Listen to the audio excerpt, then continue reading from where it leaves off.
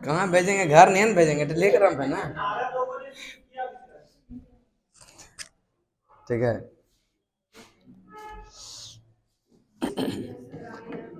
चलिए टेलीग्राम पे क्वेश्चन भेजें, पहले उसको निकल याद करवाएंगे, ठीक है? हैं? टेलीग्राम पे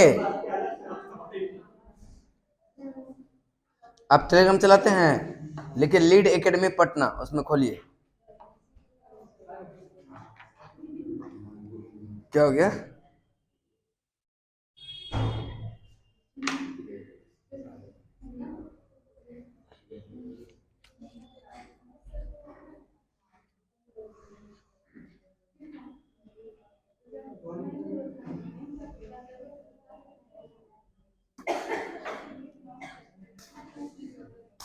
व्हाट्सएप से अच्छा है टेलीग्राम, समझे? टेलीग्राम कैसे? अब ज्यादा व्हाट्सएप पे आप टाइम बिताते होंगे इसीलिए से। तब टेलीग्राम पे कहने मैसेज आता है। चलो नेक्स्ट चलते हैं, इम्पोर्टेंट फैक्ट्स, ठीक है?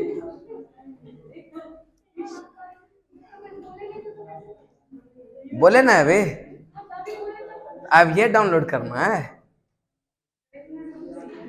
चलिए निकाल लिए। यहाँ पे नेटवर्क काम नहीं करता है जल्दी। आपका तो 5G है तो हो ही जाएगा ना। चलिए, वायु में जो है ध्वनि का तरंग यह यांत्रिक तरंग अनुदैर्घ्य तरंग होता है। कौन सा?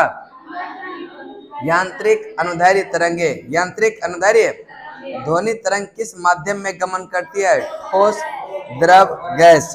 ठोस, द्रव, ठोस, द्रव। नेक्स्ट है, ध्वनि तरंग निर्वात में गमन करती है क्या? ध्वनि तरंग को गमन करने के लिए किसी न किसी माध्यम की आवश्यकता होगी, और माध्यम जितना सघन होगा ध्वनि का वेग उतना ही अधिक होगा, जितना विरल होगा उतना ही। जब ध्वनि तरंग एक माध्यम से दूसरे माध्यम में जाती है तो वह राशि जो अपरिवर्तित रहता है, कौन सा? आवृत्ति बदलती नहीं है, यह अपरिवर्तित रहता है, इसमें कोई परिवर्तन नहीं होता। और चाल एवं तरंगदैर्घ्य क्या होती है? बदलती है। चाल एवं तरंगदैर्घ्य क्या होती है? चंद्रमा के धरातल पर दो व्यक्ति एक दूसरे से बात नहीं सुन सकते हैं, क्यों? चंद्रमा पर वायुमंडल नहीं है, और अगर चंद्रमा पर एक बम पटका जाए पृथ्वी पर कितनी देर के बाद सुनाई देगा? सुनाई नहीं देगा, क्योंकि ध्वनि को गमन करने के लिए कुछ न कुछ माध्यम की आवश्यकता होती है। माध्यम की आवश्यकता कीड़ों को नष्ट कर सकती है, प्राश्रव्य तरंगे कीड़ों को नष्ट कर सकती है। नहीं मिला? देखिए ना, खोज दीजिए ना उसको।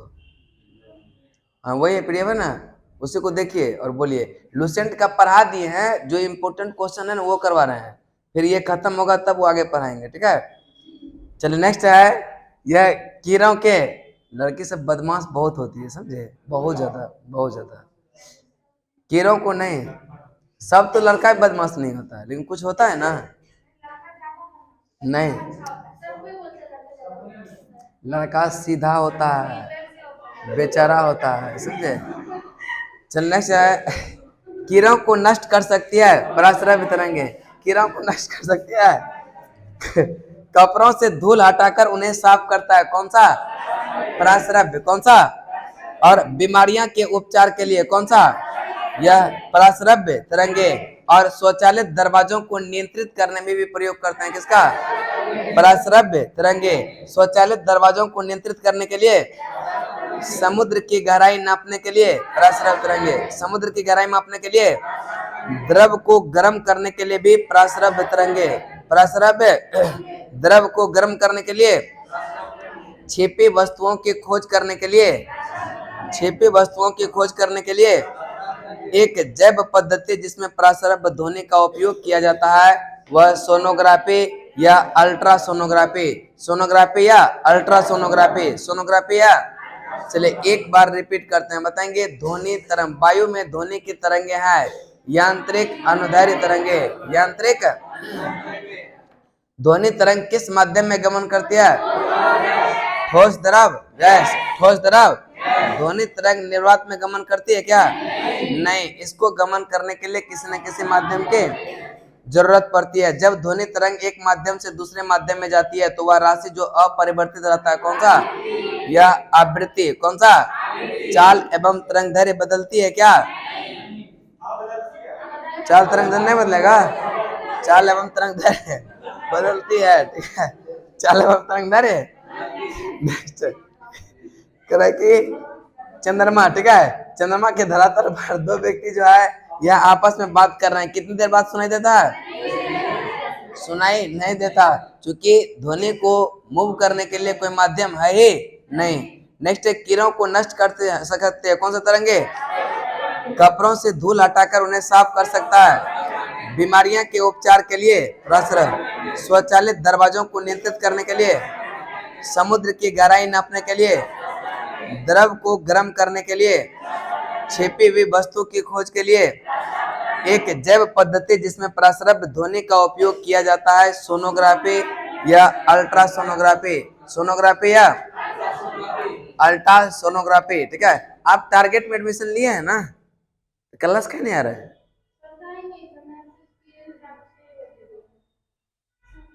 हाँ, एक बार मतलब पूछ भी लेना चाहिए ना, लेकिन टारगेट वाला समझ रहा है, मतलब अच्छा खत्म हो गया वो।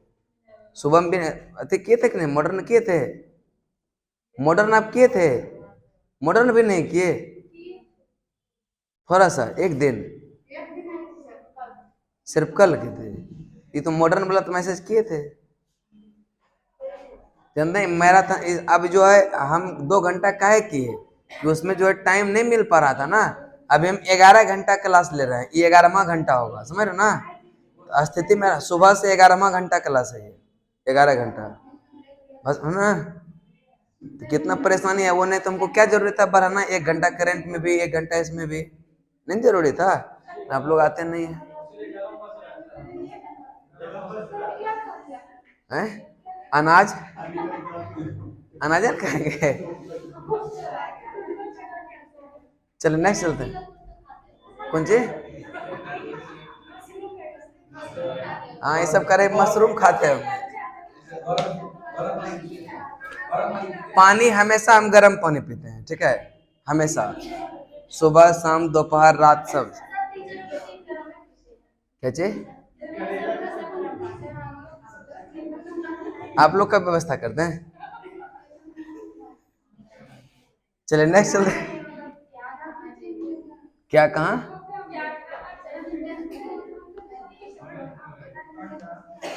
अब खाना देखिए, जो नॉर्मल आप लोग से भी, मतलब क्या बताएं हम, आप लोग से भी खराब खाना ही खाते होंगे, समझे। आप लोग तो मैगी क्या क्या बना के खाते रहते होंगे, मंचूरियन, वो सब हम खाते ही नहीं है कभी। रोटी सब्जी बस, जो हाँ हम करेला खाते हैं, ठीक है। चल नेक्स्ट। कुछ राज नहीं है, ठीक है, बस अंदर से जुनून रहता है कुछ करवा दे और कुछ नहीं, ठीक है। और आप लोग में वो जुनून ही नहीं, कुछ कर ले। हम चाह रहे हैं कि आप लोग कुछ कर लें, लेकिन आप में जुनून नहीं कुछ कर लें, तो दिक्कत है ना। हाँ, आप तो 5 भी जाते होंगे लाइब्रेरी, पक्का विश्वास है।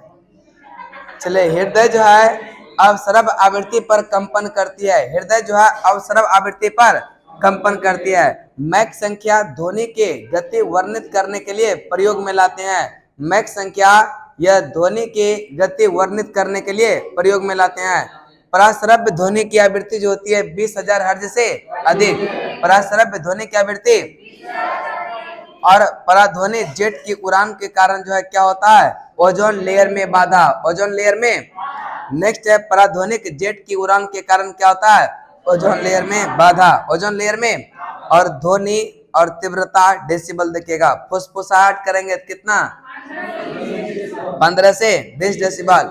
साधारण बातचीत 30 से 60, 30 से, गुस्से में बातचीत 70 से 80, 70 से, ट्रक मोटरसाइकिल से 90 से 95, 90 से, यंत्र कारखाना 100 से 110, 100 से, यंत्र कारखाना।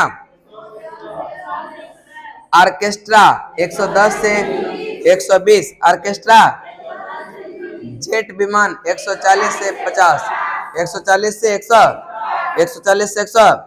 विश्व स्वास्थ्य संगठन के अनुसार एक नगर के लिए सुरक्षित ध्वनि प्रदूषण स्तर जो होगा 45 डेसिबल। कितना बताएंगे? फुसफुसाहट में कितना? 15 से 20। 15 से फुसफुसाहट में 15 से 20। साधारण बातचीत, साधारण बातचीत, गुस्से में बातचीत, ट्रक मोटरसाइकिल, यंत्र कारखाना 100 से 110। ऑर्केस्ट्रा 110 से। जेट विमान 140 से। विश्व स्वास्थ्य संगठन के अनुसार एक नगर के लिए सुरक्षित ध्वनि प्रदूषण स्तर कितना? यह 45 डेसिबल। 45। नेक्स्ट है भारतीय संगीत पद्धति में 8 टोन एवं आवृत्तियां हर्ज में। ठीक है, ये क्वेश्चन पूछा गया है कि निम्नलिखित में से किसका आवृत्ति ज्यादा है? सा रे गा मा पा धा नी सा सा, ये होता है ना। चलिए, सा का है 256। शुरू वाला सा जो सा शुरू होता है वह मात्र 256, और लास्ट वाला सा जो होता है 512। 512। जब कभी हारमोनियम बजाते हुए देखिएगा ना, तो देखिएगा जो शुरू से करेगा सा रे गा मा पा, लास्ट वाला सा करता सा करते रहता है ना, तो उसमें आवृत्ति क्या होता है? 512। 500। और रे का कितना? 288। रे का कितना? याद रखिएगा कि सा रे गा मा पा धा नी सा। तो जैसे जैसे आगे बढ़ेगा ना, वैसे वैसे उसका आवृत्ति बढ़ते जाता है। आवृत्ति क्या होगा? बढ़ते जाएगा। ठीक है, चलिए एक बार रिपीट बताएंगे। हृदय यह अवश्रव्य आवृत्ति पर कंपन करता है। कौन सा आवृत्ति पर? मैक संख्या ध्वनि की गति वर्णित करने के लिए प्रयोग में लाते हैं। मैक संख्या का, किसका? और प्रश्रव्य ध्वनि की आवृत्ति 20,000 हर्ज से अधिक। 20,000 हर्ज से। पराध्वनिक जेट की उड़ान के कारण क्या होता है? ओजोन लेयर में बाधा। ओजोन लेयर में फुसफुसाहट से कितना डेसिबल? 15 से 20। 15 से। साधारण बातचीत 30 से। गुस्से में बातचीत 70 से।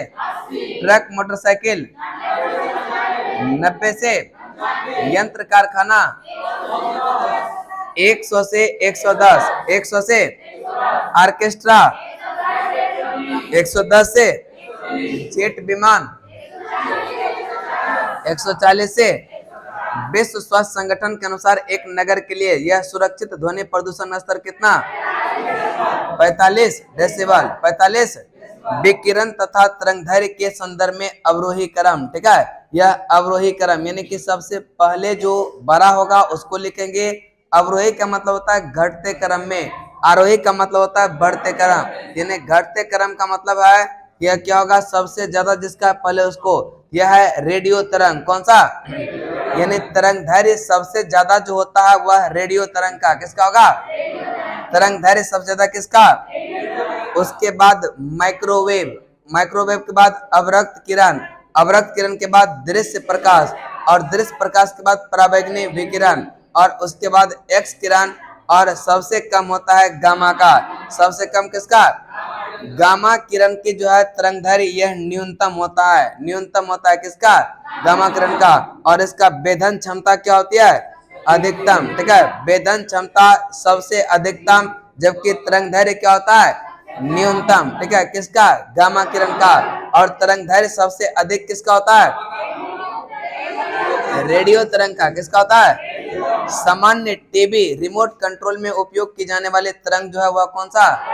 यह अवरक्त तरंगे, अवरक्त किरणें। और किंतु कुछ में जो है रेडियो तरंग का भी प्रयोग किया जाता है।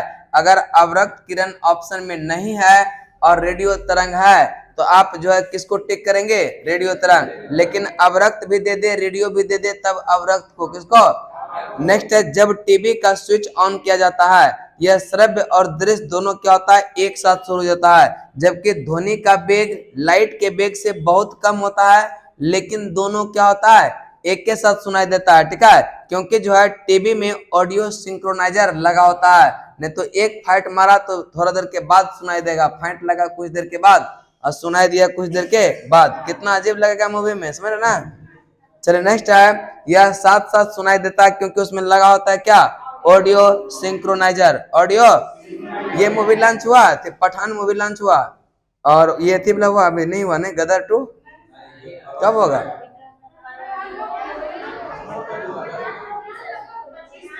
25 पठान नहीं कर रहे हैं, गदर 2 अगस्त में का, बड़ी लंबा दिया है।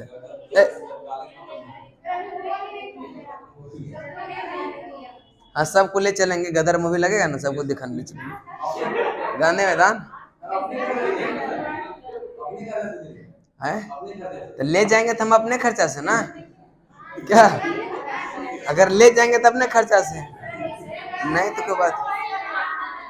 क्या हो गया? चला गया, कुछ हो गया फोन में क्या? मोबाइल में लगा देंगे ऐसे, जैसे रिकॉर्ड कर रहे ना, ऐसे लगा देंगे।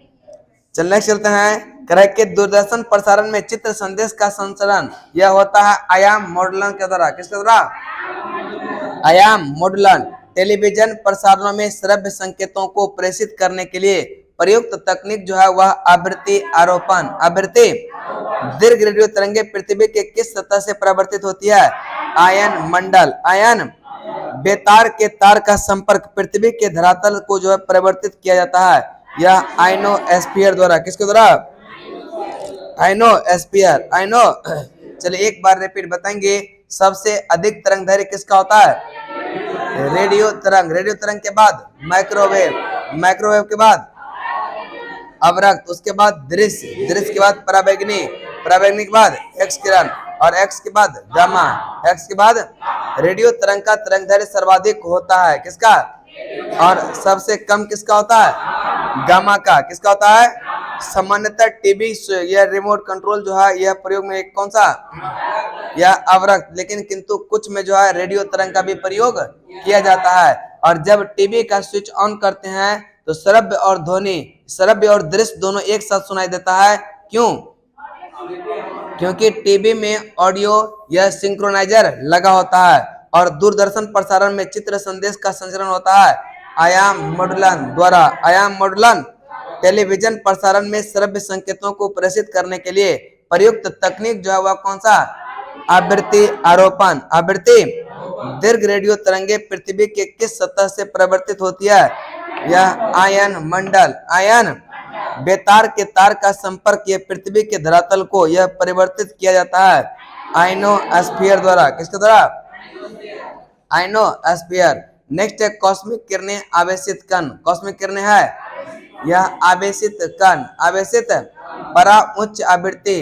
परा उच्च आवृत्ति की तरंग यह साधारणतः संचारित की जाती है अंतरिक्ष तरंगों के रूप में। अंतरिक्ष तरंगों के रूप में। अंतरिक्ष तरंगों के तरह के परा उच्च आवृत्ति की तरंगे साधारणतः संचारित किया जाता है यह अंतरिक्ष तरंगों के रूप में। अंतरिक्ष तरंगों के क्रिस्टल की संरचना जानने के लिए यह किसका प्रयोग करते हैं? एक्स किरण का। किसका करते हैं? क्रिस्टल की संरचना जानने के लिए किसका प्रयोग करते हैं? आंतों के रोगों के निदान के लिए किसका उपयोग करते हैं? यह एक्स किरण का। किसका? आंतों के रोगों को निदान के लिए किसका? यह एक्स किरण का। एफएम प्रसारण हेतु सेवा में जो है प्रयुक्त होने वाला आवृत्ति बैंड का प्रयास जो होता है वह 88 से 108 मेगाहर्ट्ज। 88 से 108 जो एफएम सुनते हैं ना, एफएम प्रसारण सेवा में जो प्रयुक्त होने वाली जो आवृत्ति बैंड का प्रयास है वह कितना? यह 88 से 108 मेगाहर्ट्ज। 88 से 108। दूर संचार के लिए प्रयुक्त तरंगे जो है माइक्रोवेव। कौन सा? दूर संचार के लिए प्रयुक्त तरंगे कौन सा? किस प्रकार की तरंग का प्रयोग रात्रि दृष्टि उपकरण में किया जाता है? यह अवरक्त तरंगे। अवरक्त वर्षा की बूंद की गोलाकार होने का कारण होता है पृष्ठ तनाव। क्या होता है? और बूंद के संकुचित होकर न्यूनतम क्षेत्र घेरने की प्रवृत्ति का कारण क्या है? यह पृष्ठ तनाव। चूंकि जो है यह जल की बूंद का यह प्रकृति ही होता है कि वह कम एरिया में रहना पसंद करता है। कम एरिया में रहना पसंद करता है, और बूंद के संकुचित होकर न्यूनतम क्षेत्र घेरने की प्रवृत्ति का कारण क्या है? यह पृष्ठ तनाव। पृष्ठ। नेक्स्ट नैनो द्रव का सर्वाधिक यह महत्वपूर्ण गुण क्या है? घर्षण। क्या है? नैनो द्रवों का यह सर्वाधिक महत्वपूर्ण गुण कौन सा? तेल जल के तल पर फैल जाता है, क्योंकि तेल का तल तनाव पानी से क्या होता है? कम। तेल का तल तनाव पानी से, चलिए बताएंगे कॉस्मिक किरणें हैं आवेशित कण। कॉस्मिक किरणें हैं और परा उच्च आवृत्ति की तरंगे साधारणतः संचारित की जाती है अंतरिक्ष तरंगे के रूप में। अंतरिक्ष तरंगों के क्रिस्टल की संरचना जानने के लिए किसका प्रयोग करते हैं? एक्स किरण का। किसका? आंतों के रोगों के निदान के लिए यह किस किरण का जो है उपयोग करते हैं? और सीटी स्कैन करने में भी किसका? एक्स किरण का। एफएम प्रसारण सेवा में प्रयुक्त होने वाले आवृत्ति बैंड का प्रयास होता है 88 से 108 मेगाहर्ट्ज। 88 से 108 मेगाहर्ट्ज। दूर संचार के लिए प्रयुक्त तरंगे माइक्रोवेव, जिसको कहते हैं सूक्ष्म तरंगे। क्या कहेंगे? और किस प्रकार की तरंगों का प्रयोग रात्रि या दृष्टि उपकरण में किया जाता है? अवरक्त तरंगे। अवरक्त वर्षा की बूंद की गोलाकार होने का कारण होता है पृष्ठ तनाव। क्या होता है? बूंद की संकुचित होकर न्यूनतम क्षेत्र घेरने की प्रवृत्ति का कारण क्या है? यह पृष्ठ तनाव। नैनो द्रव का सर्वाधिक महत्वपूर्ण गुण होता है घर्षण। क्या होता है? और तेल जल के जो है तल पर फैल जाती है, क्योंकि तेल का तल तनाव पानी से क्या होता है? कम। तेल का तल तनाव पानी से क्या होता है? नेक्स्ट है साबुन के बुलबुले के अंदर का दाब वायुमंडलीय दाब से क्या होता है? अधिक होता है। वायुमंडलीय दाब से क्या होता है? कह रहे कि साबुन के बुलबुले के अंदर का दाब जो होगा वायुमंडलीय दाब से अधिक होगा। जब वायुमंडलीय दाब से अधिक होगा तभी बुलबुला बनेगा, नहीं तो वायुमंडलीय दाब उसको क्या करेगा? दबा देगा। दबा देगा, वह बुलबुला बनेगा ही नहीं। यदि साबुन के दो भिन्न भिन्न या व्यास के बुलबुले को एक नली द्वारा एक दूसरे के संपर्क में लाया जाता है, यह क्या घटित होगा? छोटा बुलबुला और छोटा हो जाएगा, बड़ा बुलबुला और बड़ा। बड़ा बुलबुला कह कि जब साबुन के दो विभिन्न व्यास के बुलबुलों को एक नली के द्वारा एक दूसरे के संपर्क में लाया जाता है, यह छोटा वाला और छोटा, बड़ा वाला और बड़ा। बड़ा वाला जब साबुन के बुलबुले को आवेशित किया जाता है तो त्रिज्या पर क्या प्रभाव पड़ता है? यह त्रिज्या बढ़ जाती है। त्रिज्या क्या होती है? करे कि जब साबुन के बुलबुले को आवेशित किया जाता है तो यह त्रिज्या पर क्या प्रभाव पड़ता है? त्रिज्या बढ़ जाती है। त्रिज्या जब किसी झील की तले से उठकर वायु बुलबुला ऊपर सतह पर तक आ जाएगा तो यह आकार क्या होता है? इसका बढ़ जाता है। ठीक है, आकार क्या हो जाएगा? जब किसी झील के तले से ऊपर उठकर यह वायु बुलबुला ऊपरी सतह तक आएगा तो उसका आकार में क्या होता है? वृद्धि होता है। आकार में क्या होता है? ताप बढ़ने के साथ द्रव की श्यानता घटती है। ताप बढ़ने से द्रव की श्यानता। पेट्रोलियम परिष्करण का उपोत्पाद है एस्फाल्ट। क्या है? एस्फाल्ट। वस्तु की मात्रा बदलने पर अपरिवर्तित रहती है घनत्व। कौन सा? वस्तु की मात्रा बदलने पर अपरिवर्तित रहता है घनत्व। घनत्व द्रव्यमान तथा आयतन के अनुपात पर निर्भर करता है। जल का अधिकतम घनत्व जो होता है 4 डिग्री सेल्सियस। यह अगर केल्विन में पूछे 273 प्लस 4 कर देंगे, कितना हो जाएगा? 277। 277। 200। यह जल का अधिकतम घनत्व कितने केल्विन पर? 277। 277। कह कि बादलों के वायुमंडल में तैरने का कारण है कम घनत्व। कम घनत्व। कौन सा तत्व सबसे पहले कृत्रिम रूप से उत्पादित किया गया? यह टेक्नीशियम। कौन सा?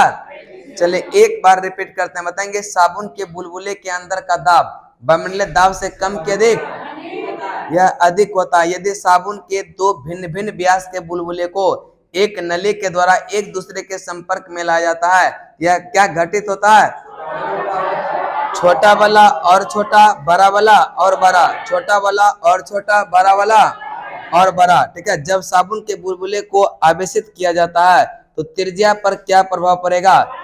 त्रिज्या बढ़ जाती है। त्रिज्या जब किसी झील के तले से उठकर वायु बुलबुला ऊपरी सतह तक आएगा तो उसका आकार क्या होता है? बढ़ जाता है। उसका आकार क्या हो जाएगा? ताप बढ़ने के साथ द्रव की श्यानता घटती है। ताप बढ़ने के साथ द्रव की श्यानता। पेट्रोलियम परिष्करण का उत्पाद है एस्फाल्ट। क्या है? एस्फाल्ट।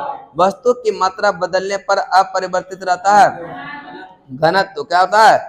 जल का घनत्व अधिकतम होता है 4 डिग्री सेल्सियस। 4 डिग्री। यह केल्विन में पूछेगा तो कितना? 277 केल्विन। 277। बादलों के जो है वायुमंडल में तैरने का कारण होता है कम घनत्व। जिसका घनत्व कम होगा वह तैरेगा, जिसका घनत्व ज्यादा होगा वह सिंक कर जाएगा, डूब जाएगा। ठीक है, कौन सा तत्व सबसे पहले कृत्रिम रूप से उत्पादित किया गया? यह टेक्नीशियम। कौन सा?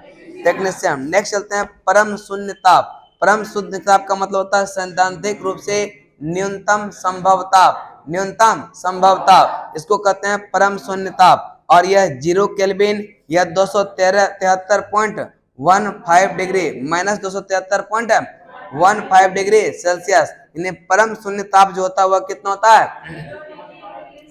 0 केल्विन या फिर डिग्री सेल्सियस में पूछे तो माइनस 273.15 डिग्री सेल्सियस डिग्री। जब बर्फ पिघलती है तो आयतन क्या होता है? घटता है। जब देखिएगा कि ठंडा के दिन में जब पाइप से पानी गुजरता है, यहाँ तो नहीं, हिमाचल जम्मू कश्मीर में जाएगा तो वह पाइप क्या होता है? फट जाता है। जब ठंडा के दिन में जमेगा तो पाइप क्या होता है? फट जाता है। और जब वह पिघलेगा इसका आयतन कम होता है। जब जमता है तो आयतन बढ़ता है। आयतन बढ़ने के कारण ये पाइप क्या होता है? यह फट जाता है, सिकुड़ता नहीं, फट जाता है। थर्मोस्टेट का प्रयोजन ताप को अस्थिर रखना। ताप को अस्थिर रखना। ताप को कृत्रिम उपग्रह पृथ्वी से सुस्पष्टता से ट्रैक किया जा सकता डॉपलर प्रभाव द्वारा। किसके द्वारा?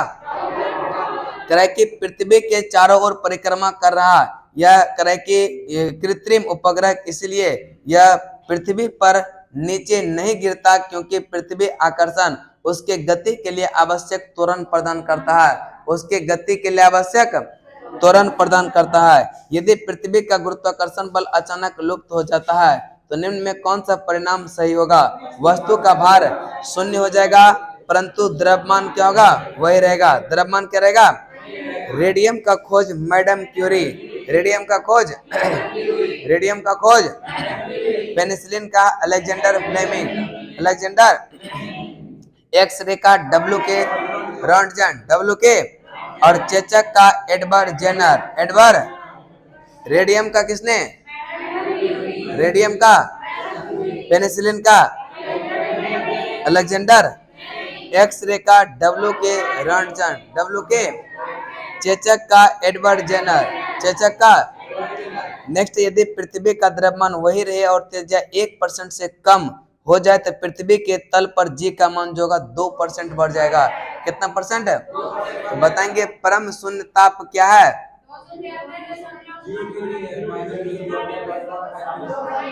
-0 नहीं, 0 केल्विन या माइनस 273.15 डिग्री सेल्सियस, जो कि परम शून्य या कहते हैं परम शून्य ताप किसको? सैद्धांतिक न्यूनतम ताप, न्यूनतम संभव ताप को कहते हैं परम शून्य ताप। क्या कहेंगे? जब बर्फ पिघलती है तो आयतन घटता है बढ़ता है? घटता है। थर्मोस्टेट का प्रयोजन है ताप को अस्थिर रखना। ताप को कृत्रिम उपग्रह से जो है सुस्पष्टता से ट्रैक किया जाता है। किसके द्वारा? डॉपलर प्रभाव। डॉपलर पृथ्वी के चारों ओर परिक्रमा कर रहा है कृत्रिम उपग्रह, इसलिए पृथ्वी के नीचे नहीं गिरता क्योंकि पृथ्वी का आकर्षण उसके गति के लिए आवश्यक त्वरण प्रदान करता है। आवश्यक त्वरण प्रदान। यदि पृथ्वी का गुरुत्वाकर्षण बल अचानक लुप्त हो जाता है तो निम्न में कौन सा परिणाम सही होगा? वस्तु का भार शून्य हो जाएगा परंतु द्रव्यमान क्या होगा? वही रहेगा। द्रव्यमान क्या होगा? रेडियम का खोज मैडम क्यूरी। रेडियम का खोज पेनिसिलिन का अलेक्जेंडर फ्लेमिंग। पेनिसिलिन का अलेक्जेंडर फ्लेमिंग। अलेक्जेंडर। और एक्स रे का WK रॉन्टजन। WK Röntgen. चेचक का एडवर्ड जेनर। चेचक का। नेक्स्ट, यदि पृथ्वी का द्रव्यमान वही रहे और त्रिज्या 1% कम हो जाए तो पृथ्वी तल पर G का मान कितना बढ़ जाएगा? न्यूटन से पूर्व जो है किसने बता दिया कि यह सभी वस्तुएं पृथ्वी की ओर गुरुत्वाकर्षित होती है? यह ब्रह्मगुप्त ने। किसने? न्यूटन से पूर्व किसने बता दिया था कि सभी वस्तुएं पृथ्वी की ओर गुरुत्वाकर्षित होती है? यह ब्रह्मगुप्त ने। किसने? गुरुत्वाकर्षण का सिद्धांत किसने दिया? न्यूटन। गुरुत्वाकर्षण का सिद्धांत न्यूटन। अंतरिक्ष यात्री निर्वात से सीधे खड़े नहीं रह सकते क्योंकि गुरुत्व नहीं होता। क्योंकि गुरुत्व। अंतरिक्ष यान जो चक्कर लगा रहा है से जो है एक सेब छोड़ा जाता है, यह अंतरिक्ष यान के साथ उसी गति में वह क्या करेगा? यानी कि अंतरिक्ष यान जो कि यह चक्कर लगा रहा है वहां से वो सेब छोड़ देगा, वह क्या होगा, उसी के साथ घूमेगा। ठीक है, उसी के साथ घूमेगा। नेक्स्ट है पीसा की झुकी हुई मीनार, यह गिर नहीं जाती है क्योंकि गुरुत्व केंद्र से जाने वाले ऊर्ध्वाधर लाइन यह तल के अंदर रहती है। तल के, यदि पृथ्वी और सूर्य की दूरी जो है, जो उसके जो है स्थान पर दोगुनी होती है, तो यह सूर्य द्वारा यह पृथ्वी पर गुरुत्वाकर्षण बल जो पड़ता है वह होता है, अब जितना होगा उसका कितना, चौथा भाग। नेक्स्ट एक है कि एक व्यक्ति एक संवेदनशील तराजू पर खड़ा है, वह गहरी सांस लेता है तो तराजू का रीडिंग क्या होगा, बढ़ेगा। तराजू का रीडिंग क्या होगा। नेक्स्ट है प्रक्षालन मशीन का कार्य प्रणाली जो है यह किस सिद्धांत पर, अपकेंद्रीकरण। अपकेंद्री, न्यूटन से पूर्व किसने बता दिया कि सभी वस्तुएं पृथ्वी की ओर गुरुत्वाकर्षित होती है, यह ब्रह्मगुप्त ने। किसने, गुरुत्वाकर्षण का सिद्धांत किसने दिया, न्यूटन ने। किसने, अंतरिक्ष यात्री निर्वात से सीधे जो है खड़े नहीं रह सकते, क्यों, क्योंकि गुरुत्व नहीं होता, गुरुत्व नहीं होता। अंतरिक्ष यान जो चक्कर लगा रहा है, एक सेब छोड़ा जाता है, वह अंतरिक्ष यान के साथ साथ उसी गति से क्या होगा, गतिमान होगा। पीसा की झुकी हुई मीनार गिर नहीं जाती क्योंकि गुरुत्व केंद्र से जाने वाले ऊर्ध्वाधर लाइन यह तल के अंदर से गुजरती है। तल के, यदि जो है यह पृथ्वी की ओर सूर्य की दूरी जो उसके स्थान पर दोगुनी हो जाती है होती है, तो सूर्य और पृथ्वी के गुरुत्वाकर्षण बल जो पड़ता है वह अब जितना है उसका क्या होगा, चौथा भाग। चौथा भाग, एक संवेदनशील तराजू पर यह खड़ा होता है, यदि गहरी सांस अंदर लेता है तो तराजू का रीडिंग क्या होगा। और प्रक्षालन मशीन के कार्य प्रणाली का सिद्धांत क्या होता है, यह अपकेंद्रीकरण। अपकेंद्रीकरण। अगला चैप्टर है आपका उष्मा हीट। ठीक है, हीट शुरू हो गया था क्या,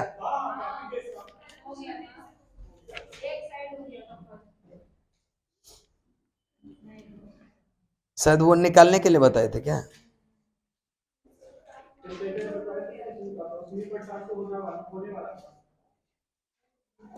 क्यूज करवा दें। पढ़ाते कहाँ तक जाएंगे, क्यूज नहीं कीजिएगा ना।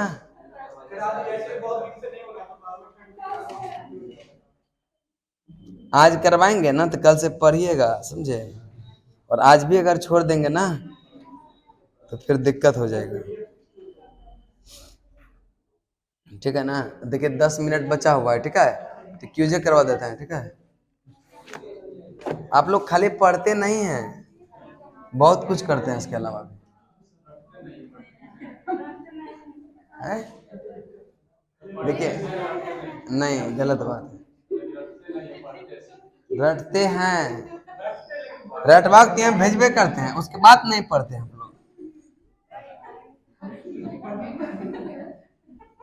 क्या हुआ है?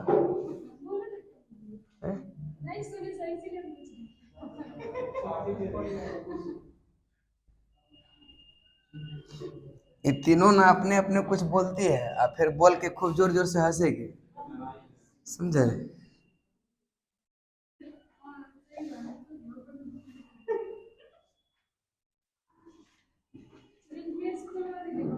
क्या है?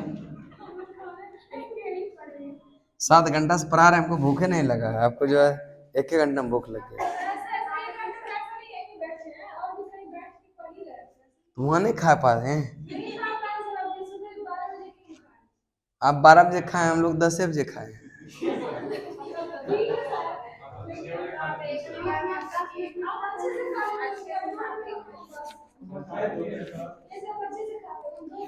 हम 15 को रोटी खा के आते हैं, सोचिए।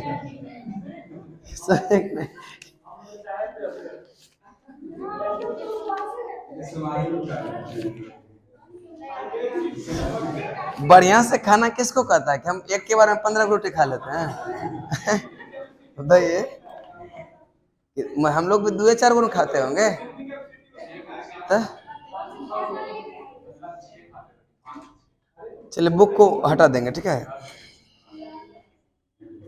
चलिए बताएंगे ध्वनि तरंग कौन सी तरंग है, अनुदैर्घ्य के अनुसार। अगला क्वेश्चन देंगे अवसरव तरंगे का रेंज जो होता है वह कितना, 20 हर्ट्ज से नीचे की आवृत्ति को उसको क्या कहेंगे, अवसरव। करें कि श्रव्य तरंगे का रेंज क्या होता है, 20 हर्ट्ज से 20,000। और श्रव्य तरंगे मनुष्य सुन सकता है या नहीं? नहीं सुनेगा। श्रव्य की बात कर रहे हैं ना, तो श्रव्य कह रहे हैं तो नहीं सुनता है, मतलब सोच लेते हैं आप लोग अब श्रव्य बोले हैं। अगला क्वेश्चन देंगे, पराश्रव्य तरंगे यह इसका रेंज 20,000 हर्ट्ज से अधिक, ठीक है। चलिए नेक्स्ट क्वेश्चन आप लोग बताएंगे। अब देखिएगा, पूछते हैं कहानी, ठीक है। कहानी भूल गए, उसमें भी करवा देंगे, ठीक है, हिट कर देंगे आप लोग को बस।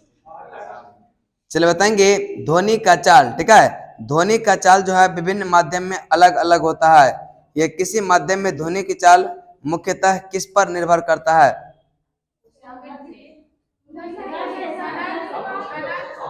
हम बोलिए, घनत्व और मतलब वायुमंडल में भी हम गए हैं। करें कि किसी माध्यम में ध्वनि के चाल मुख्यतः किस पर निर्भर करता है? एक तो घनत्व हो गया, ये लोग बोलिए, सुन के बोल दिए आप लोग, और बोलिए। चलिए पास है, घनत्व और प्रत्यास्थता, ठीक है। चलेगा वो तो बहुत कुछ सकता है। चलिए, ध्वनि के चाल जो है यह ठोस, द्रव और गैस, क्वेश्चन है। ज्यादा किस्म होगा, उसके बाद किस्म, उसके बाद किस्म। चलिए, वायु में ध्वनि का चाल कितना होता है? 332। आप लोग बताएंगे जल में ध्वनि का चाल? 7 में। चलिए बोलिए, 4130। सही बोल रही हो, 4100 कुछ है, 1500 पक्का ना? चलिए ये भी गलती है, पास है 1200, 1483 है, 1483। बताएंगे लोहे में ध्वनि का, लोहे में ध्वनि का चाल?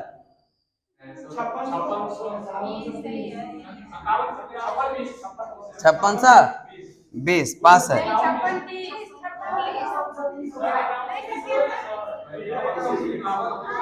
अब कहाँ बोलेंगे? अब चुप रहिए आप लोग, बोलिए आप लोग। ऐसे थोड़ी होता है, चुप रहिए ना, बोलिए। 545130 होता है इसका। अगला क्वेश्चन देंगे, जब ध्वनि एक माध्यम से दूसरे माध्यम में जाती है तो ध्वनि में क्या बदलती है? इधर से होगा ना, तरंग दैर्घ्य और चाल, आवृत्ति बदलेगी क्या? नंबर किसी माध्यम में ध्वनि की चाल जो है किस पर निर्भर नहीं करती है? आवृत्ति पर निर्भर नहीं करती है। अभी कहाँ बोले हैं? आवृत्ति पर हम बोले थे क्या बदलती नहीं है। अगला क्वेश्चन हम बताएंगे, ध्वनि का चाल यह दाब का क्या प्रभाव पड़ता है? खाली लड़ने में रहती है सब। हाँ, दाब बढ़ाएंगे तो बढ़ जाएगा और घटाएंगे तो ध्वनि का चाल क्या होगा? पक्का ना? कोई परवाह नहीं पड़ता है, सही है, दाब का कोई परवाह नहीं पड़ता है। ध्वनि के चाल यह ताप पर क्या प्रभाव पड़ता है? माध्यम का ताप बढ़ाने पर ध्वनि का चाल क्या होता है? ताप बढ़ाने पर बढ़ जाता है। अगला क्वेश्चन हम लोग बताएंगे कि 1 डिग्री सेल्सियस ताप बढ़ने पर यह कितना ध्वनि बढ़ जाएगा?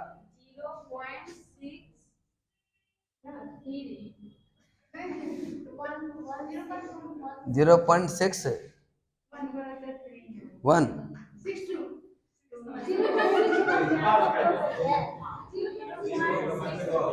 0.63 सब सहमत हैं? चले पास है, 61 सही है। अगला क्वेश्चन हम लोग बताएंगे, 3 बोल रहे हैं एक बार, 0.63। बताएंगे ध्वनि का चाल आर्द्रता पर क्या प्रभाव पड़ेगा? नमी युक्त वायु में बोलिए बढ़ जाएगा। अगला क्वेश्चन हम लोग बताएंगे, अगर कठोरता बढ़ेगा ध्वनि का चाल क्या होगा? बढ़ जाएगा ना। अगला क्वेश्चन, डेंसिटी बढ़ेगा तो स्पीड ऑफ साउंड क्या होगा? घट जाएगा, सही आंसर है। चलिए अगला क्वेश्चन हम लोग बताएंगे, कह रहा है कि वायु में ध्वनि का चाल तो पूछ लिए, हाइड्रोजन में कितना होता है? 269 है, 405, 676। पास है, पास है। बोलिए आप लोग, अरे चुप रहिए, बोलिए। सब कुछ ना कुछ बोलने लगती है। बोलिए हाइड्रोजन में कितना? निगेटिव दे देंगे, ठीक है। बोलिए 1200। देख के नहीं बोल रहे हैं। चलिए अगर कोई कार्बन डाइऑक्साइड में कितना? आप लोग से है, आप लोग से बोलिए ना, कार्बन डाइऑक्साइड में कितना?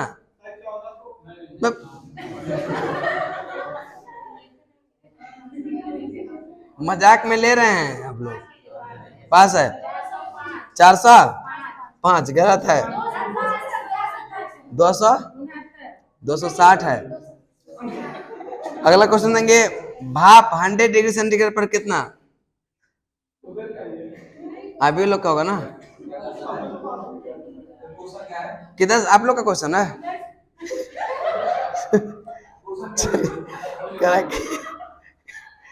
भाप,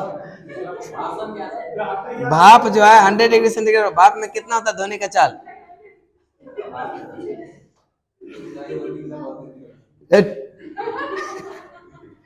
चलिए पास है 4000 कुछ,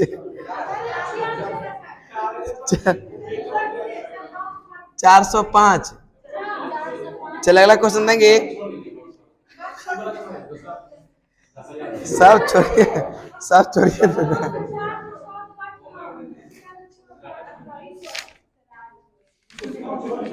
सुनिए ना, आज रहने देते हैं, ठीक है,